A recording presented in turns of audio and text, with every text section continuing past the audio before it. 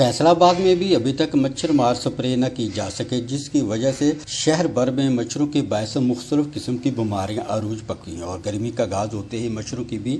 भरमार हो गई है। मगर ताहाल म्यूनसिपल कॉरपोरेशन फैसलाबाद की जानिब से मच्छरों से बचाव के लिए अभी तक स्प्रे नहीं की गई, जिसकी वजह से शहरियों को सख्त मुश्किलात का सामना करना पड़ रहा है और शहरियों ने मच्छरों की वजह से मलेरिया जैसी मुहलक बीमारियों से बचाव के लिए मच्छरदानियां खरीदना भी शुरू कर दी हैं। हर साल ही वैसे तो जो हमारी जिलाई हुकूमत है डीसी की तरफ से और जो मुकामी हमारी म्यूनसिपल कमेटी है उसकी तरफ से मच्छरों के लिए स्प्रे की जाती है, लेकिन अब गर्मी भी शुरू हो चुकी है और मच्छरों की बहुतात भी है, लेकिन पता नहीं क्या वजह है कि अभी तक जो है वो मच्छरों के मारने के लिए जो है वो स्प्रे नहीं की गई। इंतजामिया से ये गुजारिश है कि मच्छरों के कलकमे के लिए जो है वो स्प्रे करें ताकि हमारे बच्चे जो हैं वो